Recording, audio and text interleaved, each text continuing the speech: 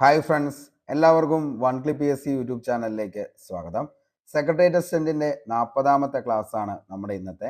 ഇതുവരെയും നിങ്ങൾ തന്ന സ്നേഹത്തിനും സപ്പോർട്ടിനും ഒരുപാട് നന്ദി.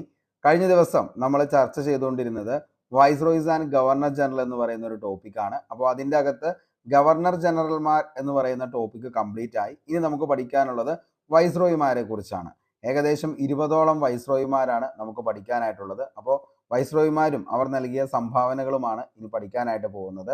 അപ്പോൾ കഴിഞ്ഞ ദിവസത്തെ ക്ലാസ്സുകൾ കാണാനായിട്ട് താല്പര്യമുള്ളവർക്ക് താഴെ ഡിസ്ക്രിപ്ഷൻ ബോക്സിൽ അതിൻ്റെ ലിങ്ക് അവൈലബിൾ ആണ്. ഒന്ന് പോയി കാണാനായിട്ട് ശ്രമിക്കുക. തീർച്ചയായിട്ടും നിങ്ങൾക്ക് ഉപകാരപ്പെടുന്നതായിരിക്കും. അപ്പോൾ നമുക്ക് നേരെ ഇന്നത്തെ ക്ലാസ്സിലേക്ക് പോകാം. ഫസ്റ്റ് നമുക്ക് പഠിക്കാനുള്ളത് ക്യാനിങ് പ്രഭുവിനെ കുറിച്ചാണ്. അപ്പോൾ ക്യാനിങ് പ്രഭുവിൻ്റെ കാര്യങ്ങൾ നമുക്ക് നോക്കാം. അദ്ദേഹത്തിൻ്റെ കാലഘട്ടം എന്ന് പറയുന്നത് 1856 മുതൽ 1862 വരെയുള്ള കാലഘട്ടമാണ് ക്യാനിങ് പ്രഭുവിൻ്റെ കാലഘട്ടം എന്ന് പറയുന്നത്. 1858 ബ്രിട്ടീഷ് രാജ്ഞിയുടെ വിളംബരത്തെ തുടർന്ന് ബ്രിട്ടീഷ് ഇന്ത്യയുടെ ആദ്യത്തെ വൈസ്രോയിയായി നിയമിതനായത് ആരാണ് എന്ന് ചോദിച്ചു കഴിഞ്ഞാൽ അത് കാനിങ് പ്രഭുവാണ്. ഓക്കെ, അപ്പോൾ 1858 ബ്രിട്ടീഷ് രാജ്ഞിയുടെ വിളംബരത്തെ തുടർന്ന് ബ്രിട്ടീഷ് ഇന്ത്യയുടെ ആദ്യത്തെ വൈസ്രോയി ആയിരുന്നു ആരെന്ന് പറയുന്നത് കാനിങ് പ്രഭു. വിക്ടോറിയ രാജ്ഞിയുടെ വിളംബരം 1858 നവംബറിൽ അലഹബാദ് ദർബാറിൽ വെച്ച് വായിച്ചതും കാനിങ് പ്രഭു തന്നെയാണ്. ക്ലമൻസി ക്ലാനിങ് എന്ന് വിശേഷിപ്പിക്കപ്പെടുന്നത് താഴെ പറയുന്നവയിൽ ഏത് വൈസ്രോയി ആണെന്ന് ചോദിച്ചു കഴിഞ്ഞാൽ അത് ക്യാനിങ് പ്രഭുവിനെയാണ് എന്തെന്ന് വിളിക്കുന്നത്, ക്ലമൻസി ക്ലാനിങ് എന്ന് വിളിക്കുന്നത്.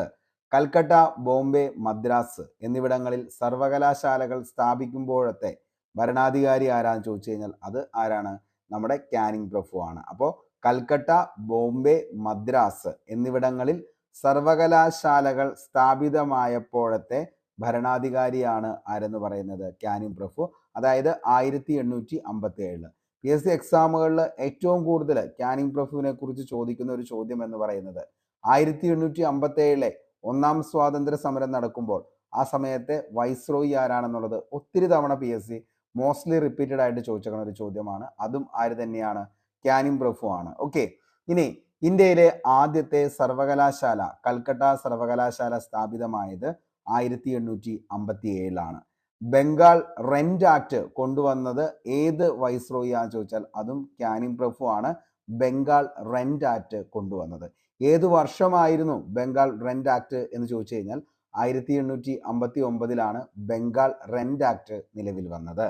ഇന്ത്യയിൽ ആദ്യമായി ബജറ്റ് അവതരിപ്പിക്കപ്പെട്ടതും ക്യാനിങ് പ്രഭുവിന്റെ കാലത്താണ്. 1860 ആദ്യമായിട്ട് എന്ത് ചെയ്യുന്നത്, ബജറ്റ് അവതരിപ്പിക്കപ്പെട്ടത്. ബ്രിട്ടീഷ് ഇന്ത്യയിൽ ആദ്യമായി ബജറ്റ് അവതരിപ്പിച്ചത് ആരാണെന്ന് ചോദിച്ചു കഴിഞ്ഞാൽ അത് ജെയിംസ് വിൽസൺ ആണ്. അപ്പോൾ ആരുടെ കാലത്താണെന്ന് ചോദിച്ചു കഴിഞ്ഞാൽ അത് ക്യാനിങ് പ്രഭുവിന്റെ കാലത്താണ്. ആരാണ് അവതരിപ്പിച്ചതെന്ന് ചോദിച്ചു കഴിഞ്ഞാൽ അത് ജെയിംസ് വിൽസൺ ആണ് എന്നുള്ളത് ഓർമ്മ വേണം. Okay, 1861 archaeological survey of India നിലവിൽ വരുമ്പോൾ വൈസ്രോയി ക്യാനിങ് പ്രഭു ആണ്. അപ്പോൾ ആർക്കിയോളജിക്കൽ സർവേ ഓഫ് ഇന്ത്യ 1861 നിലവിൽ വരുമ്പോൾ ആരായിരുന്നു എന്ന് ചോദിച്ചു കഴിഞ്ഞാൽ വൈസ്രോയി ക്യാനിങ് പ്രഭു ആണ്. ഇന്ത്യയിൽ വകുപ്പ് വിഭജന സമ്പ്രദായം അതായത് പോർട്ട്ഫോളിയോ സമ്പ്രദായം നിലവിൽ വന്നതും ക്യാനിങ് പ്രഭുവിന്റെ കാലത്താണ്, 1861. ഇന്ത്യൻ സിവിൽ സർവീസ് നിയമം പാസ്സാക്കപ്പെട്ട വർഷം 1861 ഇന്ത്യൻ സിവിൽ സർവീസ് നിയമം പാസ്സാക്കപ്പെട്ടത്. ഇന്ത്യൻ പീനൽ കോഡ് പാസ്സാക്കിയ വൈസ്രോയി ആരാന്ന് ചോദിച്ചാൽ അതും ആര് തന്നെയാണ്, ക്യാനിങ് പ്രഭു ആണ് ഇന്ത്യൻ പീനൽ കോഡ് പാസ്സാക്കിയത്. ഇന്ത്യൻ ശിക്ഷാ നിയമം നിലവിൽ വരുമ്പോൾ 1862 ജനുവരി 1 ആര് തന്നെയായിരുന്നു, ക്യാനിങ് പ്രഭു ആണ്. ഇന്ത്യൻ പീനൽ കോഡിന്റെ ശില്പി എന്നറിയപ്പെടുന്നത് തോമസ് ബാബിങ്ടൺ മെക്കാളെയാണ്, അല്ലെങ്കിൽ മെക്കാളെ പ്രഭു എന്ന് വേണമെങ്കിൽ നമുക്ക് പറയാം. അപ്പോൾ ഇന്ത്യൻ പീനൽ കോഡ് ഓക്കെ IPCയുടെ ആരായിരുന്നു ശില്പി എന്ന് ചോദിച്ചു കഴിഞ്ഞാൽ അത് ആരാണ്, മെക്കാളെ പ്രഭു ആണ്. അദ്ദേഹത്തിന്റെ പൂർണ്ണമായ നാമമാണ് ബാബിങ്ടൺ മെക്കാളെ എന്നറിയപ്പെടുന്നത്. അപ്പോൾ തോമസ് ബാബിങ്ടൺ മെക്കാളെയാണ് മെക്കാളെ പ്രഭു എന്ന പേരിൽ അറിയപ്പെടുന്നത്. ആദായ നികുതി ആരംഭിച്ച വൈസ്രോയി ആരാന്ന് ചോദിച്ചാൽ അതിന്റെ ഉത്തരവും ക്യാനിങ് പ്രഭു തന്നെയാണ്. ആദായ നികുതി ആരംഭിച്ച വൈസ്രോയി ആണ് ക്യാനിങ് പ്രഭു. ഓക്കെ, അപ്പോൾ ആദായ നികുതി ആരംഭിച്ച വൈസ്രോയി ആരാന്ന് ചോദിച്ചു കഴിഞ്ഞാൽ മക്കളെ ആരാണ്, അത് ക്യാനിങ് പ്രഭു ആണ്. അദ്ദേഹവുമായി ബന്ധപ്പെട്ട ഏറ്റവും പ്രധാനപ്പെട്ട സംഭവങ്ങളിൽ നമ്മൾ തൊട്ടു മുമ്പ് പറഞ്ഞൊരു കാര്യം നിങ്ങൾക്കിപ്പോൾ ഓർമ്മയുണ്ടാവും. അതായത് ഇന്ത്യയുടെ ഒന്നാം സ്വാതന്ത്ര്യ സമരം 1857 നടന്നപ്പോൾ വൈസ്രോയി എന്ന് അറിയപ്പെടുന്നത് ക്യാനിങ് പ്രഭു ആണ്. നമുക്കറിയാം 1857 വിപ്ലവം മീററ്റിൽ പൊട്ടിപ്പുറപ്പെട്ടപ്പോൾ ആ സമയത്ത് വൈസ്രോയി എന്ന് പറയുന്ന ആരാണ്? നമ്മുടെ ക്യാനിങ് പ്രഭു ആണ്. ഈ പറയുന്ന ഒന്നാം സ്വാതന്ത്ര്യ സമരം അറിയപ്പെട്ടിരുന്ന 3 വിശേഷങ്ങളായിരുന്നു ഏതൊക്കെയെന്ന് പറയുന്നത്? അതായത് ഇന്ത്യയുടെ ഒന്നാം സ്വാതന്ത്ര്യ സമരം, ശിപായി ലഹള, അതേപോലെ തന്നെ എന്താണ്, ചപ്പാത്തി വിപ്ലവം എന്നീ പേരുകളിലൊക്കെ അറിയപ്പെട്ടതാണ് ഇന്ത്യയുടെ ഒന്നാം സ്വാതന്ത്ര്യ സമരമായിട്ടുള്ള 1857 വിപ്ലവം എന്ന് പറയുന്നത്. ഓക്കെ, ഇനി ഇന്ത്യയിലെ ബ്രിട്ടീഷ് പട്ടാളക്കാർക്കിടയിൽ വൈറ്റ് മ്യൂട്ടണി നടന്നത് ആരുടെ കാലത്താണെന്ന് ചോദിച്ചു കഴിഞ്ഞാൽ അതും ക്യാനിങ് പ്രഭുവിന്റെ കാലത്താണ് വൈറ്റ് മ്യൂട്ടണി. അതേപോലെ തന്നെ എന്താണ്, ഇന്ത്യയുടെ ഒന്നാം സ്വാതന്ത്ര്യ സമരം, അതേപോലെ തന്നെ ഇൻഡിഗോ കലാപം നടന്ന സമയത്തും ആര് തന്നെയായിരുന്നു? ക്യാനിങ് പ്രഭു തന്നെയായിരുന്നു ഇൻഡിഗോ കലാപം നടക്കുന്ന സമയത്തും വൈസ്രോയി എന്നറിയപ്പെടുന്നത്. അതേപോലെ തന്നെ ദത്തവകാശ നിരോധന നിയമം പിൻവലിച്ച വൈസ്രോയി നമുക്കറിയാം 1859 ദത്തവകാശ നിരോധന നിയമം പിൻവലിക്കുന്നത്. അത് ആരാണ് എന്ന് ചോദിച്ചു കഴിഞ്ഞാൽ ക്യാനിങ് പ്രഭു ആണ്. 1861 ഇന്ത്യൻ കൗൺസിൽ ആക്ട് പാസ്സാക്കിയതും ക്യാനിങ് പ്രഭു ആണ്. 61 ഇന്ത്യൻ ഹൈക്കോർട്ട് നിയമം പാസ്സാക്കിയതും ആര് തന്നെയാണ്? ക്യാനിങ് പ്രഭു ആണ്. അപ്പോൾ ഏറ്റവും ഇമ്പോർട്ടൻ്റ് ആയിട്ടുള്ള ഒരു പേഴ്സൺ തന്നെയാണ് ആരെന്ന് പറയുന്നത്? ക്യാനിങ് പ്രഭു എന്ന് പറയുന്നത്. അപ്പോൾ ഏറ്റവും കൂടുതൽ PSC ചോദിച്ച ചോദ്യം എന്ന് പറയുന്നത്, അതായത് ബ്രിട്ടീഷ് ഇന്ത്യയിലെ ആദ്യത്തെ വൈസ്രോയി എന്നറിയപ്പെടുന്ന വ്യക്തി ആരാന്ന് ചോദിച്ചാൽ അതാണ് ആരെന്ന് പറയുന്നത്? ക്യാനിങ് പ്രഭു. അതേപോലെ തന്നെ 1857 വിപ്ലവം നടക്കുമ്പോൾ ആരായിരുന്നു വൈസ്രോയി എന്ന് ചോദിച്ചാൽ അതും ആര് തന്നെയാണ്? നമ്മുടെ ക്യാനിങ് പ്രഭു തന്നെയാണ്. ബാക്കിയുള്ള പോയിന്റ്സുകളൊക്കെ നിങ്ങൾക്ക് മനസ്സിലായി എന്ന് കരുതുന്നു. അപ്പൊ എന്ത് ചെയ്യുക, ഒന്നുകൂടിയും ഇത് കേൾക്കുക, എന്നിട്ട് നോട്ട് കൂടി ഒന്ന് വായിക്കാനായിട്ട് ശ്രമിക്കുക. നമുക്ക് അടുത്ത വൈസ്രോയിലേക്ക് പോകാം. എൽജിൻ 1 എന്ന് പറയുന്ന വൈസ്രോയി 1862 മുതൽ 1863 വരെയാണ് എൽജിൻ പ്രഭുവിന്റെ കാലഘട്ടം എന്ന് പറയുന്നത്. ഓക്കെ, അപ്പോൾ എൽജിൻ പ്രഭുവിന്റെ കാലഘട്ടം നോക്കിക്കഴിഞ്ഞാൽ എന്ന് മുതൽ എന്ന് വരെയാ? 1862 മുതൽ 1863 വരെയാണ് എൽജിൻ പ്രഭുവിന്റെ കാലഘട്ടം. വഹാബി ലഹള അടിച്ചമർത്തിയ വൈസ്രോയി. ഏറ്റവും കൂടുതൽ തവണ PSC ചോദിച്ച ചോദ്യമാണ് ഈ ഒരു ചോദ്യം. വഹാബി ലഹള അടിച്ചമർത്തിയ വൈസ്രോയി താഴെ പറയുന്നവയിൽ ആരാണ് എന്ന് ചോദിച്ചിട്ടുണ്ട്. അതാരാണ്? അത് നമ്മുടെ എൽജിൻ ഫസ്റ്റ് ആണ്. ഓക്കെ, 1862 ഇന്ത്യയിലെ ആദ്യത്തെ ഹൈക്കോടതി നിലവിൽ വന്നപ്പോൾ ആ സമയത്തും ആര് തന്നെയായിരുന്നു? എൽജിൻ പ്രഭു ആയിരുന്നു. ഇന്ത്യയുടെ ആദ്യ ഹൈക്കോടതി സ്ഥാപിക്കപ്പെട്ടത് കൽക്കട്ടയിലാണ്. 1862 നിലവിൽ വന്ന മറ്റ് ഹൈക്കോടതികളായിരുന്നു ബോംബെയും മദ്രാസും എന്നുള്ള കാര്യങ്ങൾ കൂടി ഓർത്തു വയ്ക്കുക. ഓക്കെ, അപ്പോൾ വഹാബി ലഹളയാണ് ഏറ്റവും കൂടുതൽ എൽജിൻ പ്രഭുവുമായി ബന്ധപ്പെട്ട് ചോദിച്ചത്. പിന്നെ ചോദിച്ചേക്കുന്നതാണ് ഇന്ത്യയിലെ ആദ്യത്തെ ഹൈക്കോടതി നിലവിൽ വന്നപ്പോഴുള്ള വൈസ്രോയി. അതും ആര് തന്നെയാണ്? എൽജിൻ ഫസ്റ്റ് ആണ് എന്നുള്ള കാര്യം ഓർത്തു വയ്ക്കുക. ഓക്കെ, അടുത്ത് നമുക്ക് പഠിക്കാനുള്ളതാണ് sir John Lawrence.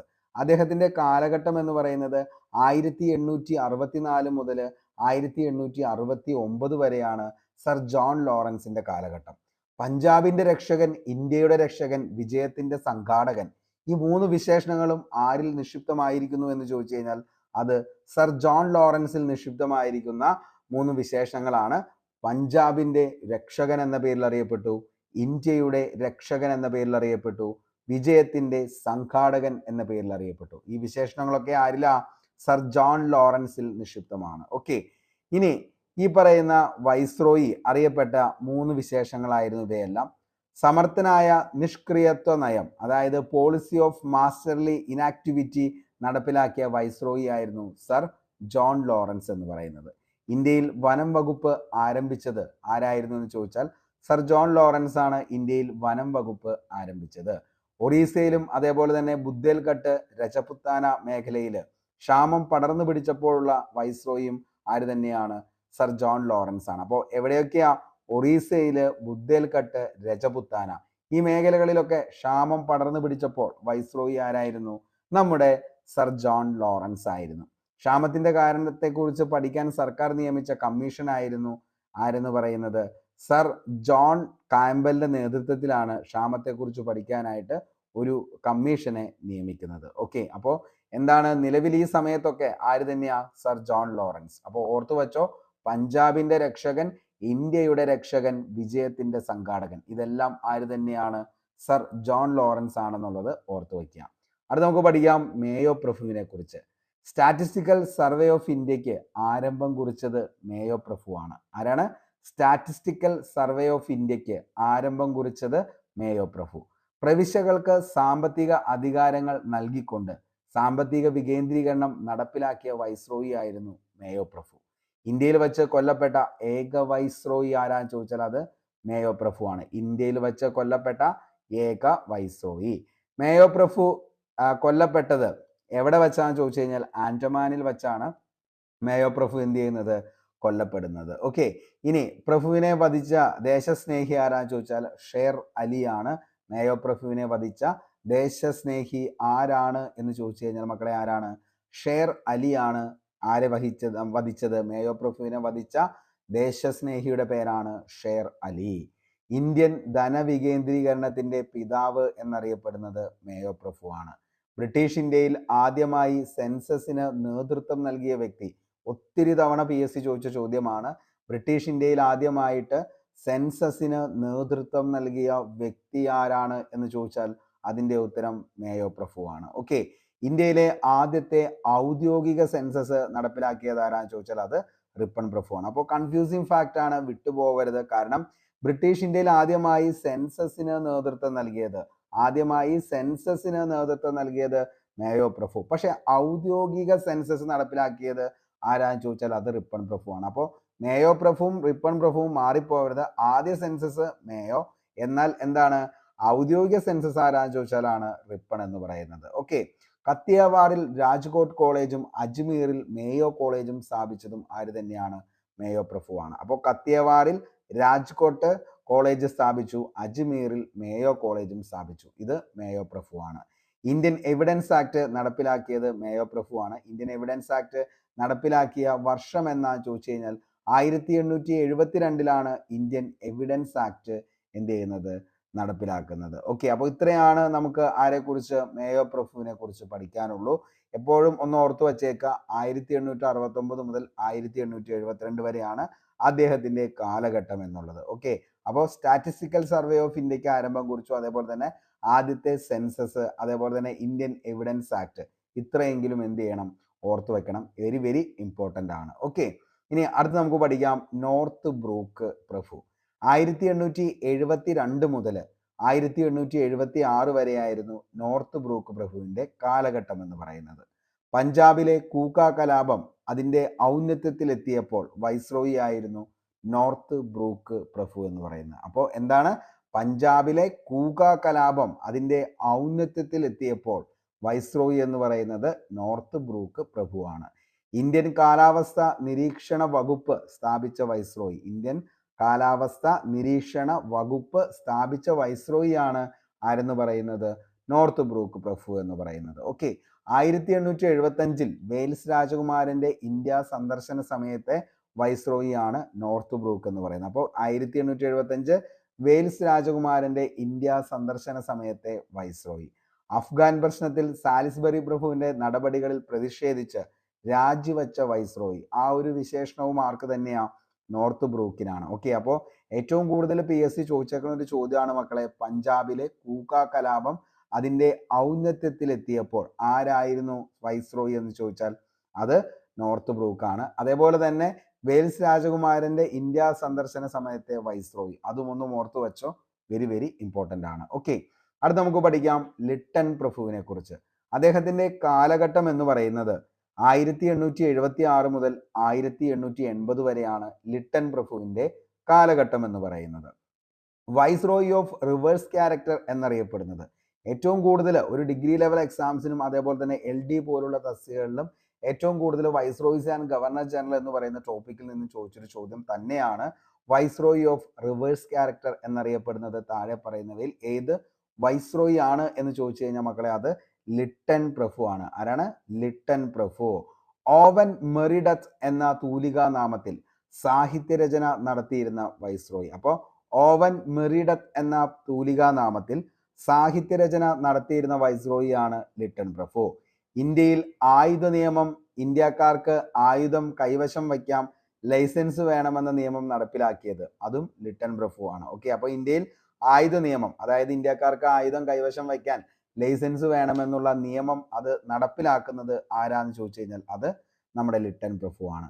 Civil service പരീക്ഷ എഴുതുവാനുള്ള പ്രായപരിധി 21 വയസ്സിൽ നിന്ന് 19 വയസ്സായി കുറച്ചതും ലിട്ടൺ പ്രഭു ആണ്. ഓക്കെ, അപ്പോൾ സിവിൽ സർവീസ് എക്സാമിന്റെ പ്രായപരിധി എന്ന് പറയുന്നത് 21 വയസ്സിൽ നിന്ന് 18 വയസ്സിലേക്ക് കുറച്ചത് ഏത് വൈസ്രോയി ആണെന്ന് ചോദിച്ചാൽ അത് ലിട്ടൺ ആണ്. Okay, Aligarh Muhammadan Anglo Oriental College ആരംഭിച്ച സമയത്തെ വൈസ്രോയി ആര് തന്നെയാണ്?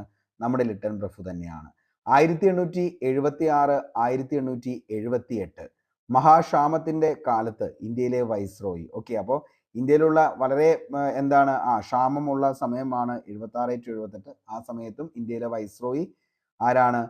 നമ്മുടെ ലിട്ടൺ പ്രഭു ആണ്. ഓക്കെ, ഇനി മഹാക്ഷാമത്തെക്കുറിച്ച് പഠിക്കാൻ ഒന്നാം ഇന്ത്യൻ ക്ഷാമ കമ്മീഷനെ നിയമിച്ചതും ലിട്ടൺ പ്രഭു ആണ്.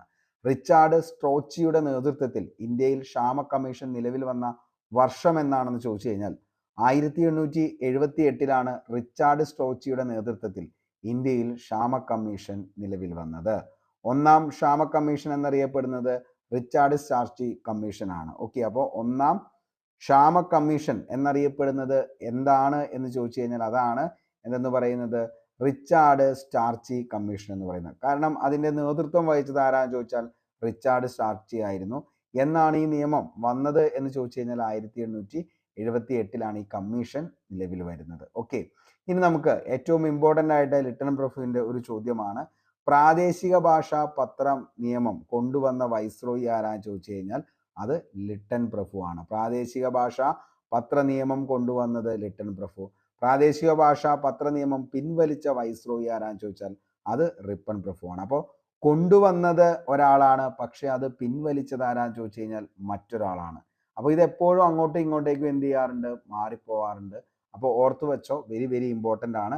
പ്രാദേശിക ഭാഷാ പത്ര നിയമം കൊണ്ടുവന്നത് ലിട്ടൺ പ്രഭു ആണ്, പക്ഷേ ഈ ഒരു നിയമം പിൻവലിച്ച വൈസ്രോയി ചോദിച്ചാൽ അത് റിപ്പൺ പ്രഭു ആണ്. ഓക്കെ, ഇനി നമുക്ക് റിപ്പൺ പ്രഭുവിനെ കുറിച്ച് പഠിക്കാം.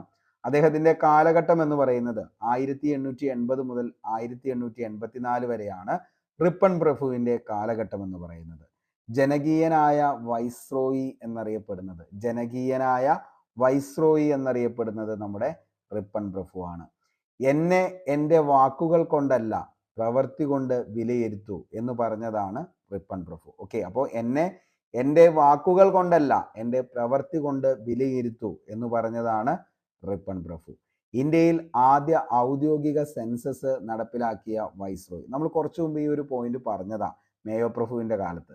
ഓക്കെ, അപ്പോൾ ഇന്ത്യയിൽ ആദ്യ ഔദ്യോഗിക സെൻസസ് നടപ്പിലാക്കിയ വൈസ്രോയി ആണ് റിപ്പൺ പ്രഭു. 1881 ആദ്യ ഫാക്ടറി ആക്ട് പാസ്സാക്കുമ്പോൾ ആ സമയത്തും വൈസ്രോയി ആരായിരുന്നു? റിപ്പൺ പ്രഭു ആണ്. ബ്രിട്ടീഷ് ഇന്ത്യയിൽ ബാലവേല നിരോധിച്ച നിയമം, അതായത് ഫാക്ടറി ആക്ട് ആണ് ഇന്ത്യൻ തദ്ദേശ സ്വയംഭരണത്തിന്റെ പിതാവ് എന്നറിയപ്പെടുന്ന വ്യക്തി. 1882 ലോക്കൽ സെൽഫ് ഗവൺമെന്റ് ആക്ട് പാസ്സാക്കിയ വൈസ്രോയി. ബ്രിട്ടീഷുകാരെ വിചാരണ ചെയ്യാൻ ഇന്ത്യൻ ജഡ്ജിമാരെ അനുവദിച്ചുകൊണ്ടുള്ള നിയമമാണ് ഇൽബർട്ട് ബില്ല്. ഒന്ന് ഓർത്തു വെച്ചോ, വെരി വെരി ഇമ്പോർട്ടൻ്റ് ആണ്. ബ്രിട്ടീഷുകാരെ വിചാരണ ചെയ്യാൻ ഇന്ത്യൻ ജഡ്ജിമാരെ അനുവദിച്ചുകൊണ്ടുള്ള നിയമമായിരുന്നു ഏതെന്ന് പറയുന്നത്? ഇൽബർട്ട് ബില്ല് എന്ന് പറയുന്നത്. അപ്പോൾ ഇൽബർട്ട് ബില്ല് എന്താണ്? ബ്രിട്ടീഷുകാരെ വിചാരണ ചെയ്യാൻ ഇന്ത്യൻ ജഡ്ജിമാരെ അനുവദിച്ചുകൊണ്ടുള്ള നിയമമാണ് ഇൽബർട്ട് ബില്ല് എന്ന് പറയുന്നത്. ഇൽബർട്ട് ബിൽ വിവാദത്തെ കുറഞ്ഞ സമയത്തെ വൈസ്രോയി ആണ് റിപ്പൺ പ്രഭു. അപ്പോൾ ഇൽബർട്ട് ബിൽ വിവാദ സമയത്ത് ആരായിരുന്നു വൈസ്രോയി എന്ന് ചോദിച്ചാൽ അത് റിപ്പൺ പ്രഭു ആണ്. സിവിൽ സർവീസ് പരീക്ഷ എഴുതുവാനുള്ള പ്രായപരിധി 19 വയസ്സിൽ നിന്നും 21 വീണ്ടും പുനഃസ്ഥാപിക്കുകയാണ്. അപ്പോൾ ആദ്യം എന്ത് ചെയ്തു? നിലവിൽ ഈ പറയുന്ന 19 വയസ്സാക്കി വീണ്ടും 19 വയസ്സിൽ നിന്നും എന്തിലേക്ക് മാറുകയാണ്? 21 വയസ്സിലേക്ക് പുനഃസ്ഥാപിച്ചതും ആര് തന്നെയാണ്? റിപ്പൺ പ്രഭു ആണ്. വെരി വെരി ഇമ്പോർട്ടൻ്റ് ആണ്. ഓക്കെ, അടുത്തതാണ് നമുക്ക് പഠിക്കാനുള്ളത് ഡഫറിൻ പ്രഭു. 1884 to 1888 ഡഫറിൻ പ്രഭുവിന്റെ കാലഘട്ടം എന്ന് പറയുന്നത്.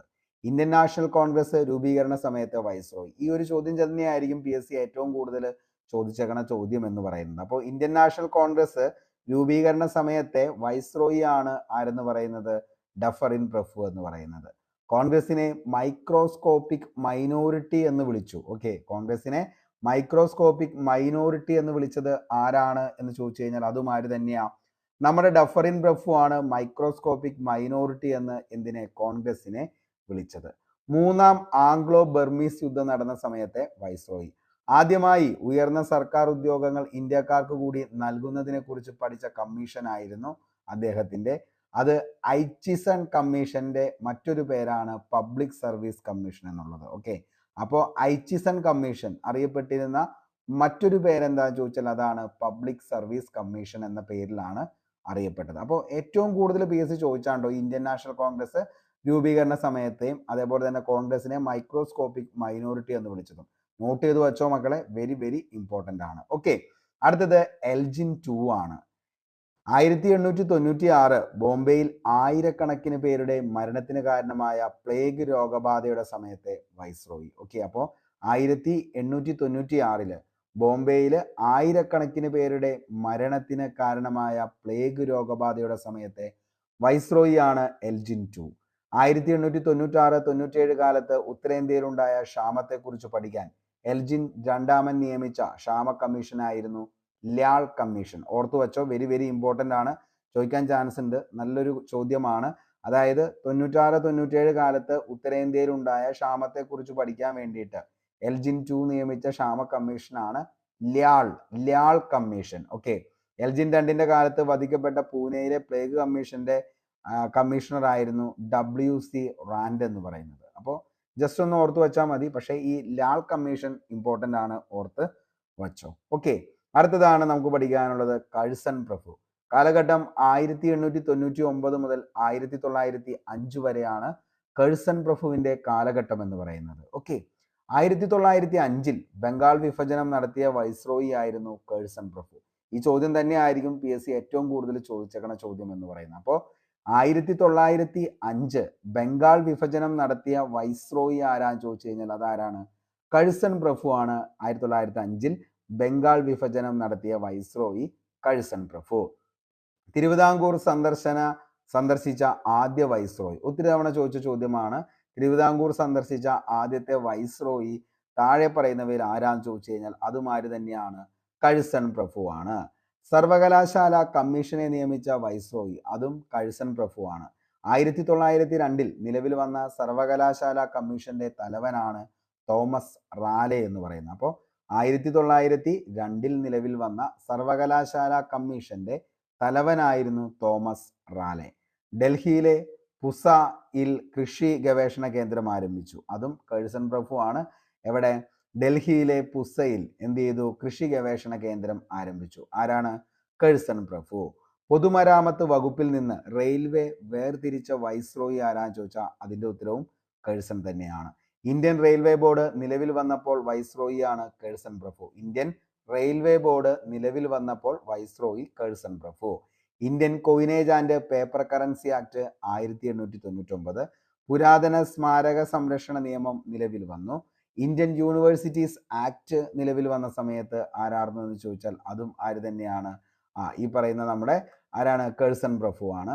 അതേപോലെ തന്നെ ഇന്ത്യൻ യൂണിവേഴ്സിറ്റി ആക്ട് കഴ്സൺ പ്രഭുവിനെ ഔറംഗസേബുമായി താരതമ്യപ്പെടുത്തിയ കോൺഗ്രസ് നേതാവ് ആരാന്ന് ചോദിച്ചു കഴിഞ്ഞാൽ അത് ഗോപാലകൃഷ്ണ ഗോഖലെയാണ്. നമുക്കറിയാം ബ്രിട്ടീഷ് ഇന്ത്യയിലെ ഔറംഗസേബ് എന്നറിയപ്പെടുന്നത് ആരാണ് എന്ന് ചോദിച്ചു കഴിഞ്ഞാൽ അത് കഴ്സൺ പ്രഭു ആണ്. അപ്പോൾ കഴ്സൺ പ്രഭുവിനെ ഔറംഗസേബുമായി താരതമ്യപ്പെടുത്തിയ കോൺഗ്രസ് നേതാവ് ആരാന്ന് ചോദിച്ചാൽ മക്കളെ ആരാണ്? അത് ഗോപാലകൃഷ്ണ ഗോഖലെയാണ് എന്നുള്ളതൊന്ന് ഓർത്തു വയ്ക്കുക. The life of Lord Curzon എന്ന പുസ്തകം എഴുതിയത് റൊണാൾഡ് ഷേ ആണ്. ഓക്കെ, അപ്പോൾ the life of Lord Curzon എന്ന പുസ്തകത്തിന്റെ രചയിതാവ് ആരാന്ന് ചോദിച്ചു കഴിഞ്ഞാൽ അതാരാണ്?